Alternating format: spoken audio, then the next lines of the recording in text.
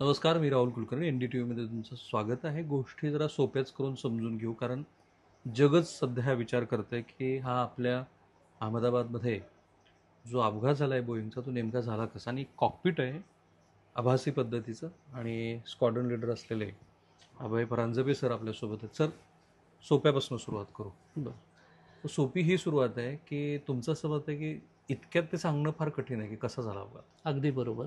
आणि त्याच्याचसाठी court of enquiry जी कमिटी नेमली जाते ते खूप डिटेल अभ्यास करतात की कशामुळे हे झालं असेल. त्यामुळे आत्ता आपल्याला व्हिडिओ जेवढं दिसले तेवढंच आपल्याला माहिती आहे. राईट. त्यामुळे हे सांगणं की हे कशामुळे घडलं, काय घडलं हे दिसतंय, पण कशामुळे घडलं हे सांगणं आणि आत्ता ह्या परिस्थितीला मी सांगणं हे बरोबर ठरणार नाही. फाईन. पण मी जगभरातल्या वेगवेगळ्या एव्हिएशन इन्स्टिट्यूट आणि ट्रेंड असलेल्या पायलटचं जे काही विश्लेषण बघतोय, तर असं दिसतं की त्या व्हिडिओचे त्याने 3-4 भाग केले, ते तुम्ही बघितले असतील. बरोबर. तर 3-4 भागामध्ये तुमचं त्या 3-4 भागाबद्दलचं मत काय? सो त्याच्यात मत असं आहे की असं आढळून येते की नक्कीच पॉवर लॉस झाला, राईट. की ज्याच्यामुळे विमान, आता ती जी विमानाची फेज होती फ्लाईटची, की जेव्हा सगळं एवढं वजन तुम्ही घेऊन पहिल्यांदा हवेत जाताय, राईट. ते एवढ्या धावपट्टीवर धावत गेल्यामुळे मॅक्सिमम पॉवर लागते त्याला त्या फेजला. आता जर त्याच्या व्यतिरिक्त तुम्ही जर ह्याचा विचार केला, हवेत जेव्हा विमान असतं तेव्हा त्याच्याकडे मोमेंटम असतो, त्यामुळे जरी इंजिन पॉवर कमी झाली ते ग्लाईड करू शकतात. पण आता हे जस्ट सुरुवात होती, विमान जस्ट हवेत जायला लागलं होतं आणि तेव्हाच ती त्यांना पॉवर कमी पडली. कारण एका ठिकाणी असं आलेलं आहे की पायलटने अनाऊन्स केलं की पॉवर कमी, म्हणजे मला पॉवर कमी जाणवतीये. कॉल दिला त्याने. कॉल दिला मेडेच्या आधी की आय एम लुझिंग पॉवर. त्याचा अर्थ असं झालं की जेव्हा त्याला मॅक्सिमम पॉवर पाहिजे तेव्हाच ती मिळत नव्हती. आता ती कशामुळे मिळत नव्हती हे आपल्याला ते कमिटी सांगेल. पण काय शक्यता, म्हणजे त्याच्यात इंधनाचं वजन, पॅसेंजरची अधिकची काय, म्हणजे सो साधारण स्टॅटिस्टिकली बघितलं तर विमानं कायम ही फ्लाईट पुन्हा पुन्हा होत असते. त्यामुळे माझ्या मते इंधनाची जास्त असणं किंवा पॅसेंजर ओव्हरलोड हे शक्यता नाही वाटत नाहीये. कारण ह्याच्यावर फार स्ट्रिंजंट प्रोसेसेस असतात. अच्छा. त्यांचे म्हणजे नुसतं कॅल्क्युलेट केलं असं नाही, ते डॉक्युमेंट केलं जातं. एअरक्राफ्ट मॅन्युफॅक्चरर तुम्हाला सांगतो की हे कसं कॅल्क्युलेट करायचं.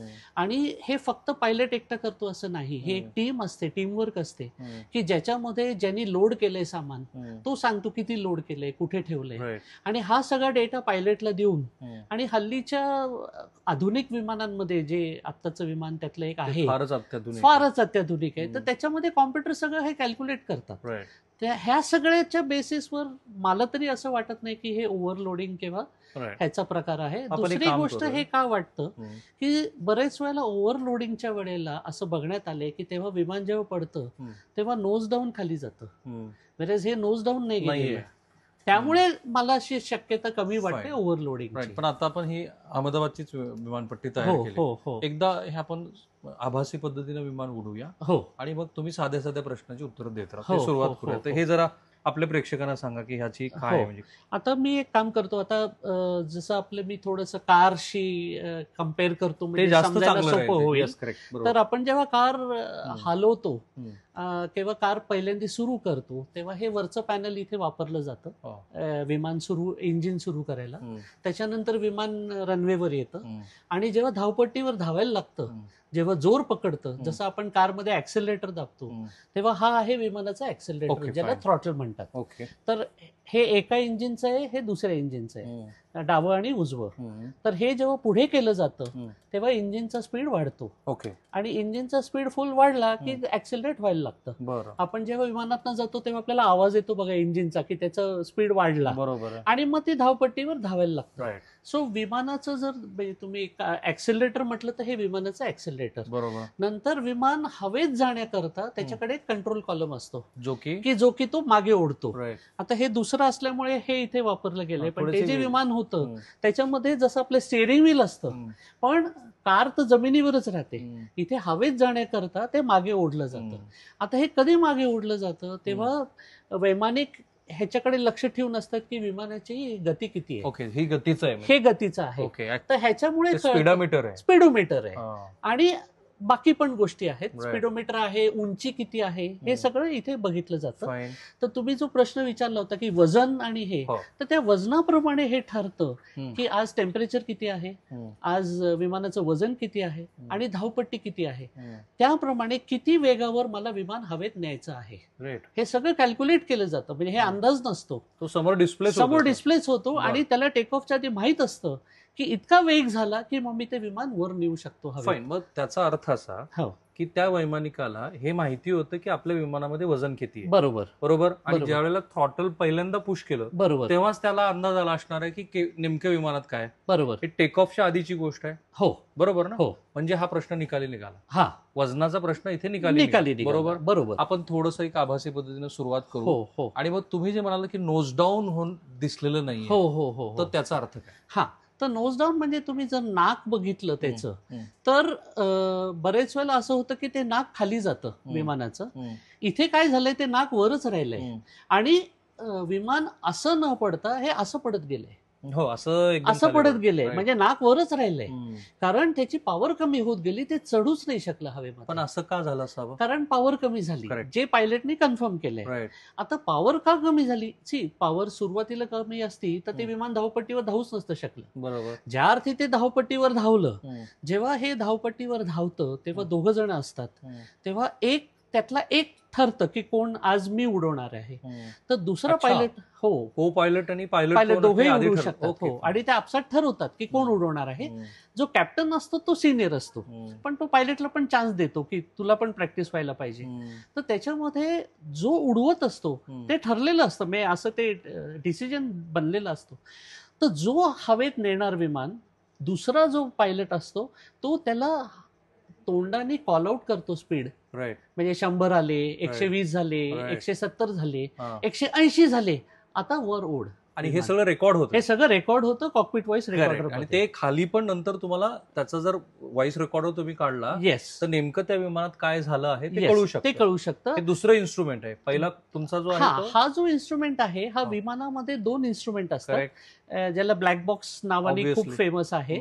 तर त्या ब्लॅक बॉक्समध्ये डेटा रेकॉर्ड होतो, आवाज रेकॉर्ड होतो. तो वेगळं इन्स्ट्रुमेंट आहे, त्याला कॉकपिट व्हॉइस जे की रेकॉर्डर विमानाच्या म्हणतात. मागच्या बाजूला असतं. दोन्ही विमानाच्या मागे असतात. राईट. कारण तिथे अपघाताची झाली तरी नुकसानाची नुकसान शक्यता कमी असते. शक्यता कमी असते. एकदम Right. बरोबर, एकदम Perfect. बरोबर, एकदम म्हणजे ह्या perfect. केसमध्ये तो आवाज तिथे रेकॉर्ड झालेला आहे. बरोबर ही शक्यता संपली की विमानामध्ये वजनाचा काही इश्यू होता. बरोबर. मग आता शक्यता ही आहे की असं का आढळलं, कारण पॉवर त्याच्यात पॉवर कमी झाली, जे पायलटनी म्हटलेलं आहे असं आलेलं आहे त्या Right. ह्याच्यामध्ये. Right right. बरोबर. तर ती कमी होण्याची शक्यता कशामुळे वाढीला लागली? आता हे 2-3 गोष्टी असू शकतात माझ्या मते, की एक तर समजा बर्ड हिट झालं, हम्म. की इंजिन मध्ये बर्ड्स गेले, तर एकदम त्या इंजिनची पॉवर हे कमी एक होते. बर्ड्स की 4-5 बर्ड्स जायला हवे? ह्या विमानाचं जे काय, आता मी ह्या विमानावर तज्ज्ञ नाहीये, पण जे काही मी ऐकलंय की त्या विमानाचे इंजिन मोठे आहेत, हम्म. त्यामुळे बर्डचा साईज हा एका बर्डनी पण होऊ शकतो. हो.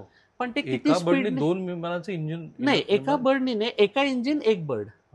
नाहीतर जर एकाच इंजिन मध्ये एक बर्ड गेलं असतं तर दुसऱ्या इंजिनवर ते सांभाळू शकले असते राईट. विमानाला. त्यामुळे कदाचित दोन्ही इंजिन मध्ये बर्ड्स गेलेले आहेत, अशी शक्यता अशी वाटते शक्यता वाटते.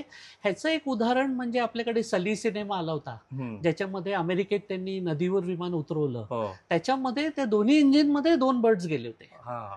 त्यामुळे ते दोन्ही इंजिन बंद पडली. राईट. आता ह्याचा काही भाग आपण दाखवूया आणि आपण त्यांना आभासी पद्धतीनं रनवेवरून धावू शकतो आपण. आता थोडं जरा शक्य कठीण नाही. आहे, ओके, फाईन. हा. पण इथे मी हे दाखवतो काही जे अजून बाकी इन्स्ट्रुमेंट आहेत. हम्म. आता हे जे आहेत हे इंजिन इन्स्ट्रुमेंट्स आहेत, हम्म. त्यामुळे हेच त्यांनी असेच बघितले असणार हम्म. की इंजिनची पॉवर आहे का नाही. हम्म. आणि जेव्हा धावपट्टीवर विमान धावत असतं हम्म. तेव्हा जो वैमानिक जो मेन असतो तो बाहेर बघत असतो हम्म. आणि दुसरा जो असतो तो ह्याच्याकडे बघत असतो. अच्छा. त्यामुळे तिथे एक शक्यता असते की ठराविक वेगाच्या आधी जर काही प्रॉब्लेम आला आणि तेवढी धावपट्टी उरली असेल तर ते अबॉर्ट करू शकतात. फाईन. तर त्याचे पण ठरलेले 2 स्पीड्स असतात, ओके. एक V1 म्हणतात, एक V2 म्हणतात. ग्रेट. सो V1 म्हणजे जर तेवढी स्पीड क्रॉस झाली तर ते अबॉर्ट करू शकत नाही, मग त्यांना हवेतच जायला हवंय, त्याला काही पर्याय आहे? त्याला काही पर्याय नाही. पण त्याच्या आधी जर काही प्रॉब्लेम आला तर ते अबॉर्ट करू शकतात, कारण अबॉर्ट केल्यानंतर एवढ्या वेगाने चाललेलं असलं विमान थांबवायला तेवढा रनवे लागतो. राईट. तो तेवढा रनवे उरलाय का नाही, किंवा मग स्किड होईल. किंवा स्किड होईल. right, तेवढा Yes. रनवे नसेल तर विमान घसरेल. त्यामुळे हे एवढ्या सगळ्या डिसिजन्स हे प्रत्येक टेक ऑफला घेतले जातात. आणि हे बोलून ठरतं की आपला आजचा वजनाप्रमाणे V1 स्पीड इतका आहे की त्या स्पीडच्या खाली असेल, कारण ते सडन तुम्हाला डिसिजन घ्यायला लागतो. तर तो जेव्हा स्पीड येतो तेव्हा जो पायलट असतो तो अनाऊन्स करतो 80, 90, 100 V1. सो आता ज्या माणसाला कळलं आता जर काय इमर्जन्सी आली तर मला थांबवता येणार नाही, ओके. आता मला हवेतच घ्यायचंय. राईट. आणि पुढे जेव्हा V2 येतो मग तो हवेत घेतो विमान. एक आता साधा प्रश्न, म्हणजे हा. साधा म्हणजे मला त्यातलं हो. थोडंसं वाचल्यामुळं, हो हो साधारणपणे 800 ते 900 किलोमीटर प्रति तास हो. ह्या गतीनं विमान आकाशामध्ये उडतं, हे बरोबर आहे? शेवटी शेवटी. म्हणजे हा 43,000 वगैरे फुटावरती हे जाऊ शकतं. बरोबर बरोबर. आता प्रश्न असा पडेल हम्म. की हे विमान धावपट्टीवरून ज्या वेळेला टेक ऑफ झालं त्यानंतर अगदी 1 मिनिट भरात ते खाली हो पडले, हो हो तर ती जी पूर्ण रनवे आहे हो ती वापरली गेली आहे का? जर हो. वापरली गेली असेल हो तर ती किती असायला हवी डिस्टन्स तिचा, हो. आणि त्यावेळेला त्याचा जो स्पीड आहे, जी हो. गती आहे ती हो. किती असते साधारण? ओके. सो जी धावपट्टी आहे ती त्यांनी सगळी पूर्ण वापरली जात नाही, हम्म. कारण त्यांना थोडं मार्जिन ठेवावं लागतं की हम्म. चुकून V1च्या आधी जर अबॉर्ट करायला लागलं तर ते विमान हो, त्यांना I थांबवता see. यायला पाहिजे. बरं. त्यामुळे एंड पर्यंत जाऊन टेक ऑफ होत नाही, ओके, मध्येच कुठेतरी ते- मध्येच कुठेतरी ते टेक ऑफ होतं. हम्म. त्यामुळे हे सगळे कॅल्क्युलेशन केली जातात. हम्म. म्हणून ह्याचा प्रश्नाचं एक उत्तर असं पण आहे की हम्म. आपण म्हणतो पुण्यामध्ये फारसे इंटरनॅशनल एअरलाइन्स काय येत नाहीत, हम्म. तर ती धावपट्टी एवढी छोटी मोठी आहे. नाहीये हम्म, छोटी जेवढी मोठ्या विमानांना गरज आहे. Correct, perfect. तर त्यामुळे हे एंड पर्यंत जात नाही, त्याच्या बरंच आधी टेक ऑफ करतात. तर एक अंदाजे ह्याच्यापेक्षा थोडी छोटी असलेली विमानांची स्पीड अंदाजे 220 किलोमीटर पर आवर असते, ज्या स्पीडला ते टेक ऑफ होतं. Okay, 220 kilometre per hour. Per hour हा एक ओके. अंदाज सांगितला तुम्हाला. नॉर्मल आहे नॉर्मल, हा 190 ते 220 असं. हे तसं तुमच्या अनुभवाला आणि ह्याला धरून ते बरोबर नाही तुम्हाला प्रश्न विचारणं, पण तुमचा फ्लाइंग आवर्स हा. आतापर्यंतचा अनुभव किती आहे? कारण ते बरं. मला पुन्हा पायलटच्या अनुषंगाने विचारायचं हो. म्हणून. तर मी पायलट नाहीये, हम्म. मी टेक्निकल ऑफिसर आहे. Right. त्यामुळे मी विमानाची दुरुस्तीचं काम मग बघायचं. आता ह्या केसमध्ये हा. त्या वैमानिकाच्या विमान उडवण्याच्या तासाचं जे महत्व त्याच्या अनुभवाशी जोडलं जातं ते काय असतं? बरं, ते असं असतं की एक साधारण प्रश्न हा पडतो की अरे तो वैमानिक कॉम्पिटंट होता का ती इमर्जन्सी हँडल करायला, की अरे काही नवीन पायलट तर नव्हते. आणि हे साधारण असं होत नाही. हे एअरलाईन ह्याची खात्री करतं की दोन्ही साधारण एक तरी चांगला एक्सपिरियन्स पाहिजे. ओके, सो 8,000 तास हे खूप चांगला अनुभव आहे, इनफ आहे ते. खूप इनफ आहे, खूप Right. इनफ आहे. सो आता मला 3 तुमचे मुद्दे सांगा की हो. शक्यता क्रमांक 1, 2, 3, 4. ओके. सॉरी साहेब, ह्याच्यावर मी नाही कॉमेंट Yes. करणार, कारण ही एकतर नाही, हे फार बघा, हे काही सवय- तांत्रिक आणि कायदेशीर दृष्ट्या हो, हो, हो. आपल्याला कोणाला प्रेम करण्यासाठी नव्हे, हो हो तुमच्या आजपर्यंतच्या अनुभवानुसार हो हो ह्या शक्यता असं हो, तुम्हाला हो, वाटतं? हो. सो जसं मी सांगितलं की मी त्याला क्रमांकित नाही करू शकत, Right. पण कारण प्रत्येक ह्याचे प्लस अँड मायनस असतात. हम्म. आता जसं तुम्हीच मला प्रश्न विचारला की एका विमानात एक पक्षी जाऊ शकतो स्टॅटिस्टिकली, 2 कसे जातात, तर खूप कमी होतं, रेअर. रेअर आहे पण होतं. राईट. त्यामुळे आता हे झालंय का, पक्षी एक झालं. पक्षी एक झालं. हा. दुसरी गोष्ट म्हणजे काही टेक्निकल फेलियर असू शकतो, ओके, 2 त्याचे चान्स कमी का मी सांगतो, कारण ह्या विमानात आजपर्यंत 15 वर्ष कुठलाही ऍक्सिडेंट झालेला नाहीये. सो तसं हे प्रूव्हन रिलायबल विमान आहे, 2. पण शेवटी मशीन आहे त्यामुळे ते काय होऊ शकतं. Technical glitch. टेक्निकल ग्लिच दुसरं. तिसरा. आणि तिसरं can be some fuel contamination किंवा असं की ज्यामुळे पाईपलाईन ब्लॉक झाली आणि फ्युएल फ्लो कमी झाला. फाईन. फ्युएल फ्लो आधी येत होता त्यामुळे ते टेक ऑफ झालं आणि फ्युएल फ्लो बंद पडला. राईट. हे फ्युएल फ्लो बंद पडणं हा एक टेक्निकलचंच उदाहरण झालं. राईट. या 3-4 ह्या शक्यता. 3-4 शक्यता ओके, आहेत. आता प्रेक्षकांना अगदी छोटे छोटे हे जे दिसतात इन्स्ट्रुमेंट त्याच्याबद्दल हो. माहिती देऊया आपण. हे हो. पॅड हे रडर पॅडल म्हणतात त्याला. पुढे क्लोज घ्या. हे रडार प्लाइड. हे रडर पॅडल आहे. हे. हा, जेणेकरून विमानाचं नाक डावी किंवा उजवीकडे नेलं जातं. राईट. आता मोशन मध्ये 3 असतात, एक डावं आणि उजवं, एक बँक म्हणतो आपण त्याला. तर ते बँक आहे ते कंट्रोल कॉलमनी केलं जातं फाईन. आणि खालीवर नेणं सुद्धा कंट्रोल कॉलमनी केलं Right. जातं. तर हे हा झालं जो ते. आहे हे यॉ झाला. आणि यॉज आणि Yeah. हे इन्स्ट्रुमेंट्स आहेत. Right. हे जे मी तुम्हाला सांगितलं ह्याचे डुप्लिकेट आहेत. ओके. सो दॅट दोघांना तीच ट्रेनिंगच्या गोष्ट purpose दिसली ने ते पाहिजे. केलेलं. हे तर नाही, तुम- ट्रेनिंग सुद्धा नाही, Normal course नॉर्मल मध्ये पण. ह्याला. हो. आणि हे जे बाकीचे आता असे हे जे दिसतात- आहे हे कम्युनिकेशन आहे, म्हणजे ह्यातनं तुम्ही रेडिओ फ्रिक्वेन्सी ट्यून करू शकता. शकता की आपल्याला पुणे एअरपोर्टशी बोलायचंय, मुंबई एअरपोर्टशी बोलायचंय, प्रत्येकाची फ्रिक्वेन्सी वेगळी असते. जसं आपण रेडिओ चॅनल ट्यून करतो ते इथून केलं जातं. आणि हे जे दिसतं नंतर हे जे आहे हा मास्टर कॉम्प्युटर आहे, ज्याच्यातनं आज पायलटला जी सोय मिळते की तुम्ही सांगू शकता की आज मला फॉर एक्झाम्पल त्या विमानामध्ये मला अहमदाबाद टू लंडन जायचंय आणि मी इतक्या अल्टिट्यूडवर जाणार आहे, तर हे सगळं ह्याच्यात फीड केलं जातं, जे ऑटो पायलट मध्ये हे वापरलं जातं. त्यामुळे विमान एकदा टेक ऑफ झालं आणि सेफ हाईटला गेलं की पायलट ऑटो पायलट कडे हँड ओव्हर करून दे कॅन ओनली मॉनिटर की काय इमर्जन्सी. ऑटो पायलट मध्ये कुठे काही करायची गरज नाही, आपोआप ते चालत राहतं. हो, आपोआप चालत राहतं आणि त्याला डायरेक्शन्स असतात, त्यामुळे ते डायरेक्शन पण चेंज करतं. तुम्ही जे तिकडे स्टेअरिंग सारखं आहे, हे जे स्टिक आहे हे काही विमानांमध्ये असतं जे कंट्रोल कॉलमचं काम करतं. तो काही विमानांमध्ये असं असतं आणि काही विमानांमध्ये समोर असतं. अलीकडे फोर व्हीलर मध्ये पण अलीकडे महिंद्रा वगैरेच्या गाड्यामध्ये हे आलंय आता आलंय. बरोबर आहे. आणि जो सगळ्यात $1 मिलियन प्रश्न तो म्हणजे तुमची जी ब्लॅक बॉक्स असतो तो कुठे केप्ट केलेला असतो आणि तो का तुटत नाही एवढ्या विमानाच्या? ओके, सो ब्लॅक बॉक्स आणि कॉकपिट व्हॉइस रेकॉर्डर ही दोन्ही गोष्टी विमानाच्या टेल मध्ये असतात, जिथे त्याचं व्हर्टिकल फिन असतं त्याच्या खालच्या बाजूला असतं. कारण असं बघितलं गेलंय स्टॅटिस्टिकली की जेव्हा केव्हा विमानं क्रॅश झाली आहेत तेव्हा तो जो सर्वात टेलचा जो पोर्शन आहे तो जास्त सेफ राहतो, कारण मेन इम्पॅक्ट नोजनी घेतलं जातं किंवा मेन बॉडीतनं घेतलं जातं आणि हा मागे राहतो. किंवा कधी कधी तो टेल फिन तुटून वेगळा होतो, त्यामुळे तो डॅमेज होत नाही तेवढा. त्यामुळे ह्या दोन्ही गोष्टी तिथे ठेवल्या जातात. आता ते डॅमेज का होत नाहीत तर त्याच्यामुळे त्याच्यासाठी स्पेशल प्रोटेक्शन केलं जातं. आगीचं टेम्परेचरचं प्रोटेक्शन असतं, पाण्याचं प्रोटेक्शन असतं. 6000 फूट 6000 फूट पर्यंत ते जाऊ शकतं, तेवढ्या पाण्याचं प्रेशर विथस्टँड करू शकतं. नंतर त्याच्यामध्ये बॅटरी असते की जी ट्रान्समिट करत राहते की ते कुठे आहे, सिग्नल देत राहतं शोधण्याकरता की ते कुठे पडले. आता ह्या बाबतीमध्ये अनफॉर्च्युनेटली ते घरावर पडलं त्यामुळे रिट्रीव्ह करायला सोपं गेलं, पण समजा एखाद्या जंगलात पडलं, माउंटनवर पडलं तर ते कसं सापडणार. आणि कधी कधी टेल्फ मध्ये असून सुद्धा ते बाहेर फेकलं जातं, त्यामुळे मग ते त्या डिटेक्टरनी ते डिटेक्ट करतात की कुठे असेल. त्यामुळे त्याच्यात बॅटरी असते जी एक साधारण काही दिवस चालेल एवढी त्याच्यात बॅटरी असते, त्यामुळे तितके दिवस मिळतात ते शोधायला तुम्हाला. आणि जर ते आगीतच राहिलं तर खूप म्हणजे आगीपेक्षा जास्त टेम्परेचर विथस्टँड होईल एवढी त्याच्यात ही असते. अजून एक काही लोकांना तर माहित असेल, पण त्याला जे ब्लॅक बॉक्स म्हटलं जातं खरा त्याचा कलर ऑरेंज असतो, कारण ते पटकन कॉन्ट्रास्ट मध्ये दिसलं पाहिजे. आता कधी कधी जंगलामध्ये तुम्ही पायावर कसं शोधणार, तर ते हेलिकॉप्टर मधनं शोधतात, तर ते ग्रीन मध्ये ऑरेंज पटकन दिसेल म्हणून त्याचा कलर ऑरेंज असतो. Thank you sir, thank you so much. सरांनी किती महत्वाची आणि मूलभूत अशी गोष्ट साध्या सोप्या भाषेत सांगितली. बोईंगला सुद्धा या त्यांच्या अपघाताचा मोठाच फटका बसलाय. त्यांचं एक मोठं प्रदर्शन होणार होतं ते त्यांनी थांबवलंय.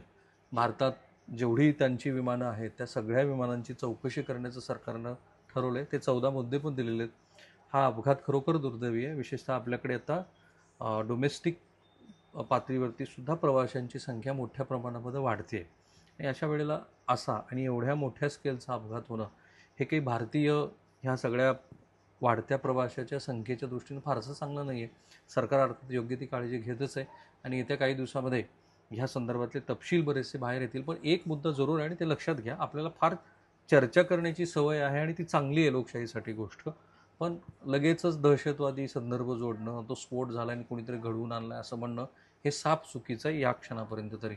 कॅमेरामन निकेतन मानेसह मी राहुल कुलकर्णी, NDTV मराठी, पुणे.